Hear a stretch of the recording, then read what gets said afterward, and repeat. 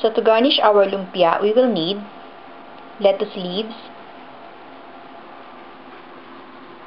finely minced garlic,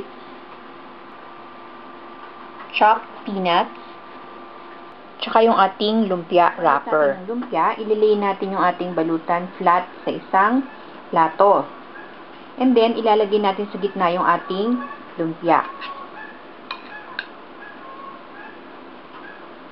So, depende sa inyo kung gaano kalaki yung lumpia na gusto nyong gawin. Pwedeng maliit at pwede rin naman na malaki. Kailangan natin mag-leave ng space sa ibaba ng ating wrapper.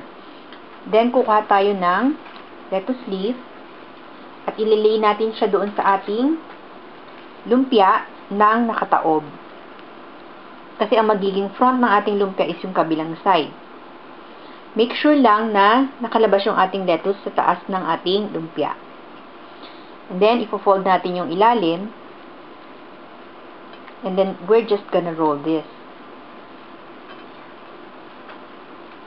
Yung seam natin, o yung pinaka-tugtungan sa likod, ibabaliktad lang natin.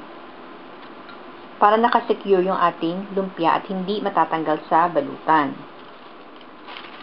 So, kung itong ating lumpia ay isa-serve natin sa handaan, pwede na ang gawin natin is balutan natin ng wax paper ang bawat isa sa ating mga lumpia. Para hindi mahirapan yung mga guest na kumuha ng lumpia. Ngayon, kung sa bahay lang naman, so if you want to serve it like this, individual servings, pwedeng isama na natin yung sauce at pwede rin naman na yung guest na ang kukuha ng sauce o maglalagay ng sauce sa kanyang lumpia. So, to serve yung lumpia, ay kakasarap ng lumpia ay ang sauce niya. So, kung masarap man yung lumpia ninyo, but hindi masarap ang sauce, wala rin kwenta. But this sauce is good, I guarantee you. Okay, so lalagay na natin siya sa ating lumpia. So, to serve our lumpia, nalagyan lang siya natin ng sauce.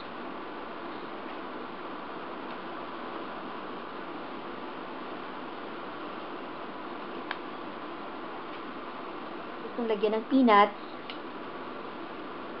ngayon pwede natin siyang budbura ng ating peanuts. Ngayon, kung hindi kayo sure kung may peanut allergy yung kakain, huwag nyo na muna lagyan. Siya na lang ang tanongin ninyo kung gusto niya maglagay ng peanuts. Ngayon, kung alam nyo naman na walang allergy, pwede nyong budbura ng peanuts sa ibabaw.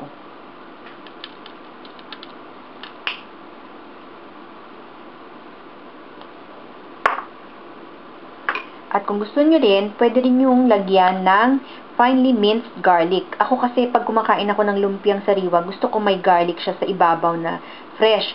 Kasi parang nag-a-add siya ng zing doon sa ating lumpia.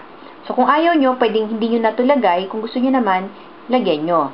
Lalagyan ko. So bubudbud lang natin on top. Konti lang. Not too much.